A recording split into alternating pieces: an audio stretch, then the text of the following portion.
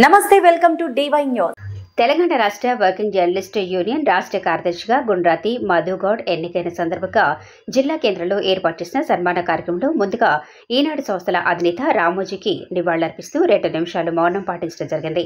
ఇట్టి కార్యక్రమంలో Pebbair press club తరఫున ప్రెస్ క్లబ్ అధ్యక్షుడు బాలవర్ధన్, పెరమాళ్ల, భాస్కర్, కిరణ్ గౌడ్, నాగరాజు, రమేష్, రాజేష్ తదితరులు పాల్గొని ఘనంగా సన్మానించిన ప్రెస్ మిత్రులు.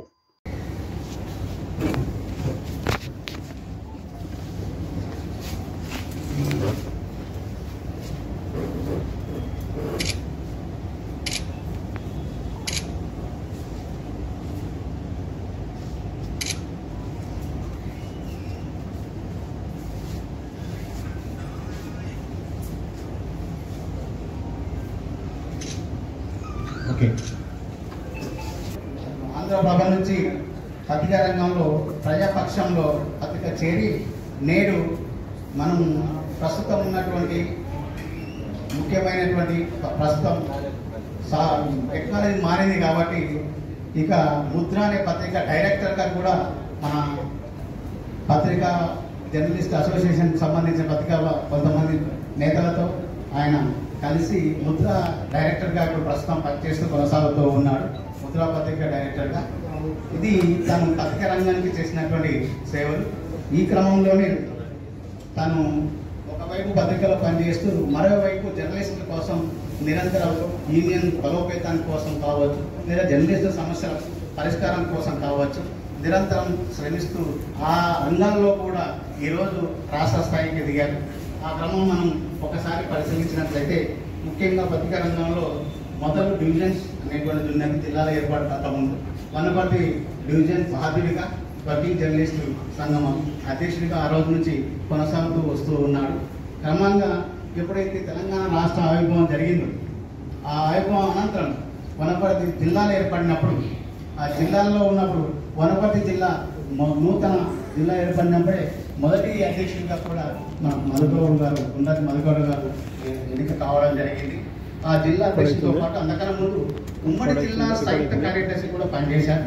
అంటే ఉమ్మడి జిల్లా వ్యాప్తంగా పనిచేసే అనుభవం, డివిజన్ స్థాయిలో పనిచేసేటువంటి అనుభవం, జిల్లా స్థాయిలో పనిచేసే అనుభవం, ఈ రకంగా సంఘ బలోపేతం పాటు మన జర్నలిస్టు యొక్క సమస్యలపై నిరంతరం పోరాటం చేస్తున్నటువంటి క్రమంలోనే తన పనితనాన్ని గుర్తించి రాష్ట్ర కమిటీ సమావేశాలు ఇటీవల ఖమ్మంలో జరిగాయి. ఆ ఖమ్మంలో జరిగినప్పుడు ఆ జూన్ మాసంలో జరిగినప్పుడు అలాగే సీనియర్ రిపోర్టర్ పవనారెడ్డి గారు, అలాగే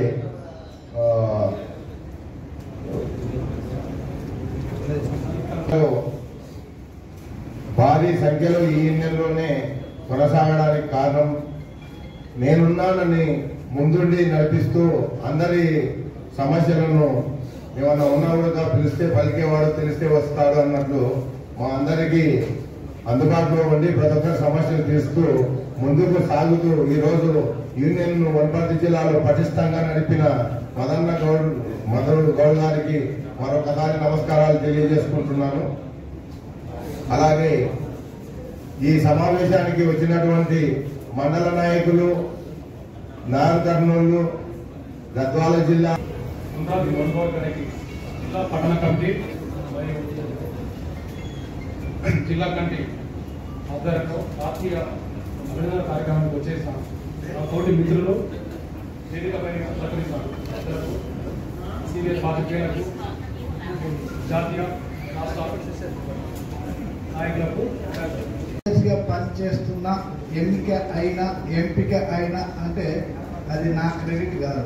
నా మీద నమ్మకంతో ఒక కుటుంబ మెంబర్ లాగా, నేను జనరల్గా అందరూ తమ్ముడు అంట, వయసులో చిన్నోళ్ళనేమో తమ్ముడు అంట, వయసులో పెద్ద ఉన్నోళ్ళనేమో అన్నాడు. అది నాకు భర్తలు వచ్చింది అనుకుంటాను.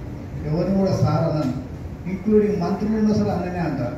మంత్రి అని ఇంకేమన్నా కాదు, కానీ నాకు అలవాటు ఏంటంటే అభిమానంతో, ప్రేమతో కుటుంబ మెంబర్ లాగా చూసే అలవాటు ఉన్నటువంటి నేపథ్యంలో నేను చిన్నపిల్లలు అయితే అన్న, తమ్ముడు అంట, పెద్దోళ్ళని అయిపోయినంటే అన్న అని చెప్తా. అది నాకు భర్తలు వచ్చిందంట. నా కోసం నిజంగా నేను వద్దని చెప్పిన సన్మానం చాలా నాయన వద్దు, పరిస్థితులు బాగాలేవని ఓపెన్గా మాట్లాడాను. ఇప్పుడు మీతో కూడా ఓపెన్గా నేను మాట్లాడాలి. నేను సన్మానం వద్దు, నాకు వచ్చినది అన్ని పేపర్లు రాసింది, అన్ని పేపర్లు రాసి గుర్తింపు వచ్చింది యూనియన్ వాళ్ళని. నాకు సాధ్యమైనంత వరకు నా యొక్క పవర్ ఉన్నంత వరకు అంటే నా శక్తి ఉన్నంత మేరకు తప్పకుండా సహాయం చేస్తా, సర్వీస్ చేస్తా. అక్కడక్కడ కూడా కొన్ని ఇబ్బందులు కూడా అవుతాయి. ఎందుకంటే నేను కూడా దేవుని కాదు, అప్పుడప్పుడు కోరుకున్న ఈడియట్ మా ఆయన ఇస్తే ఫోన్ ఇస్తారు ఎందుకు అని చెప్పి అనేటువంటి అలాంటివి కూడా కొన్ని ఉన్నాయి. మనస్ఫూర్తిగా చెప్తున్నా, నేను నిజంగా చాలా హ్యాపీ అనిపించింది. నాకు ఫస్ట్ స్టార్టింగ్లో భయం అనిపించింది. ఎందుకంటే ఎన్నికల కంటే ముందు వాతావరణం ఎట్లున్నదంటే చాలా బాగుంది. ఎన్నికల నుండి స్టార్ట్ అయిన తర్వాత ఈ దినం వరకు రేపు కొద్దిగా మంచిగా అనిపిస్తుంది. నాకు ఎందుకో భయం అనిపించింది. ఎందుకంటే చేయని తప్పు కూడా ఒకే వ్యక్తి నన్నే ఇద్దరు ఉన్నాం ఈ నెలకెళ్ళి ఒక ఆ సందర్భం నాకు చెప్పనని మనసు బాధ అనిపించిందని చెప్తున్నా. ఇద్దరం ఈ నెలలో ఉన్నాం.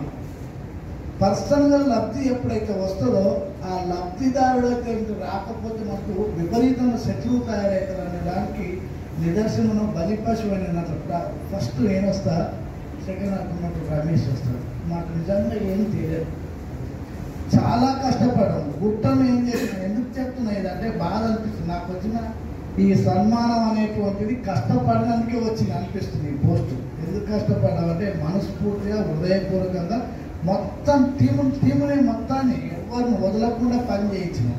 గుట్టను సాఫ్ చేసినాం. ఆ ప్లేస్ కూడా చూసింది మేమే, ఎవరు మనమే. నేనంటే నేను అందరం వచ్చి చూసినాం. అక్కడ ఉన్నటువంటి రాజకీయ నాయకులు అటు ఇటు అడ్రస్ డ్రామాలు నటనలు ఏమేమి ఆడింది. లాస్ట్కు నోటికాడికి వచ్చినటువంటి దాన్ని కూడా ఇబ్బంది పెట్టిండు. దాన్ని రాష్ట్ర కార్యదర్శి నేనైనా వదిలే ముచ్చటలేదు. వనపర్తిలో నేనైతే ఇక ఏం చేయాలన్న దానికి చెప్పను. డెఫినెట్లీ ప్రతి నిమిషం నాకు వేరే వ్యాపారాలు లేవు, వేరే బిజినెస్ లేవు.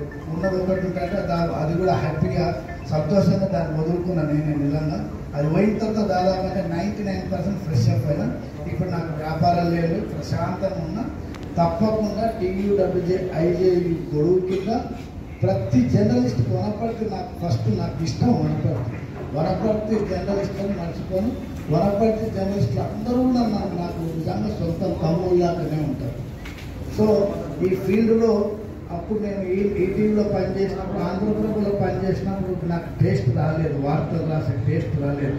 ఇక్కడ పక్కనే ఎదురుగా ఆంధ్రప్రభ అన్నం రాస్తుంటే నేను ఆంధ్రప్రభలో రాస్తుంటే టేస్ట్ లేకుండే. ఈనాళ్ళు దాదాపుగా 4 ఏళ్ళు పనిచేసిన. 4 ఏళ్ళలో తెల్లవారుగా 4 గంటలకు నేను అది తీసుకొని పోతుంది. మన లోగో ప్లస్ కెమెరా 3cc అని కెమెరా ఉంటుంది పానాసోనిక్. అది 3cc పానాసోనిక్ కెమెరా తీసుకొని నంద్యాలకు వెళ్తుంటుంది. కొత్త స్కూటర్ పెట్టి నంద్యాలకు పోయి వార్తలు తీసుకొని వస్తుంటుంది.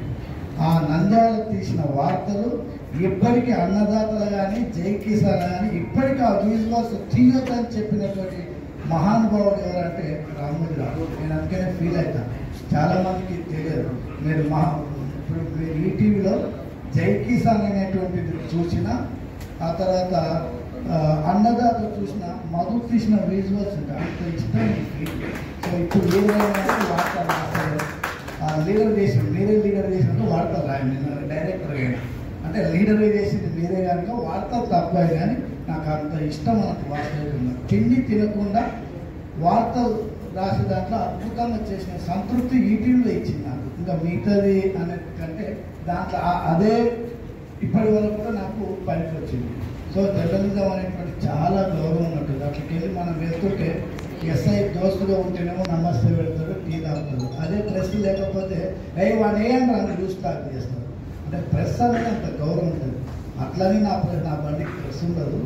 మన కెపాసిటీని బట్టి మన యొక్క వార్తలను బట్టి అతను జర్నలిస్ట్ అని చెప్పాలి. బైకుల మీద ప్రెస్ అని రాసిన తర్వాత తప్పనని కానీ ఒక్కొక్కరి అట్లా ఆ స్థాయికి రావాలంటున్నా. మనం చేసే వార్తలను చూస్తే జర్నలిస్ట్ అని చెప్తే బండి మీద బైక్ మీద ప్రెస్ రాయకుండా కాదు. అంటే అందరు నేను ఏమంటున్నా రాయొద్దు రాయకూడదని కాదని ఒక్కొక్కరు లైఫ్ స్టైల్ రాకుండా. జర్నలిజం అనేటువంటి పవిత్రమైనటువంటిది. దీన్ని మనం ఎంత పవిత్రంగా చూసుకుంటే అంత గౌరవం విపరీతంగా పెరుగుతుంది. ఆ జర్నలిజాన్ని ఎంత అపవిత్రంగా చేస్తుంటే వారి క్యారెక్టర్ కూడా నాశనం చేస్తారు. 2 పవర్ ఉన్నాయి దీనికి. అంటే కళానికి 2 దిక్కులు అంటారు. గద్యోకాలం అని కాదు. నీ క్యారెక్టరే నేను ఇంతవరకైనా ఎదుగుతాను. నీ క్యారెక్టరే అంత హీనంగా ఈ జర్నలిజాన్ని తీసుకుంటే అంత హీనంగా వెళ్తుంది. జనరల్గా నమస్కారం పెడతారు అబ్బా అన్నాడు, కానీ పోయేటప్పుడు చెప్తారు డెఫినెట్లీ అంటాడు అతను వామో అని చెప్పి ఎదుర్కొంటారు. కనుక జర్నలిజం అనేటువంటివి ఎవరో మనకు విలువ ఇస్తే కాదు, మనం రాసే వార్తలను బట్టే మనకు గౌరవం. మనం రాసే వార్తల పవిత్రత ఉంటే నీకు గౌరవం వస్తుంది, అపవిత్రత ఉంటే గౌరవం రాదు. చాలా మంది దగ్గర ఇదే గ్రేట్ అనుకుంటారు, నిజంగా చెప్తాను కాదని. ఆ పూట వాడు చేయగొడతాడు, ఆ పూట నీకు ఇంకేమైనా చేస్తాడు, కానీ నీ పవిత్రమైనటువంటి పవరే డెఫినెట్ నీకు లైఫ్ను మార్గదర్శనం చేస్తుంది. ఈరోజు మాట్లాడుతున్నా అంటే ఊసనన్న రోజు వస్తుంది మా ఊరికి. ఏంది ఈనాడు రిపోర్టర్ అనుకో అని చెప్పాను. ఆ ఈనాడు రిపోర్టర్ పోయి వస్తుంటే స్కూల్ దగ్గరికి వచ్చాడు. స్కూల్ దగ్గరికి వచ్చిన తర్వాత ఏం చేస్తున్నావు అనుకున్నట్టు, నేను కరస్పాండెంట్ సొంత స్కూల్ నాకు.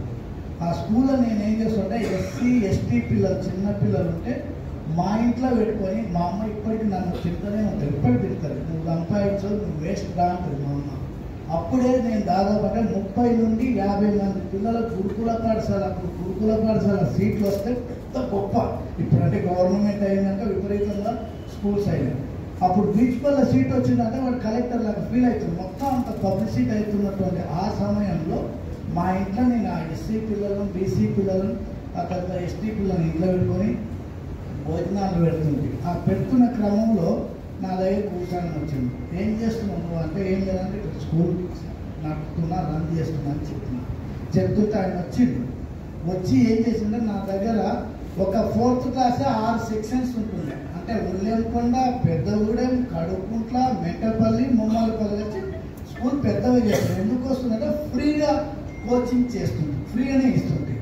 మా అమ్మ అన్నం పెట్టి అక్కడ చేస్తే ఇప్పుడు నా శిష్యులు ఏంటంటే డాక్టర్స్ ఉన్నారు, ఆ తర్వాత ఇంజనీర్స్ ఉన్నారు, పెద్ద కంపెనీలు ఎట్లా హైదరాబాద్లో కాకుండా అమెరికాలో కంపెనీ చేసేటువంటి సాఫ్ట్వేర్ పిల్లలు నా శిష్యులు ఉన్నారు. ఆ పుణ్యంతోనే ఇప్పటికైతే వచ్చింది. ఆ వార్త ఏం చేసిందంటే భూషణ్ వచ్చి పొద్దున్నే మొత్తం రాసుకుంటే తిక్కలేసింది మనిషి, కానీ నేను మనసులో అనుకున్నాను, భూషణ్ నిజంగా అనుకున్నాను. ఉదయం రాస్తే ఏం రాసిందంటే బతికించు భవిష్యత్తును అందించనే టైటిల్ రాసి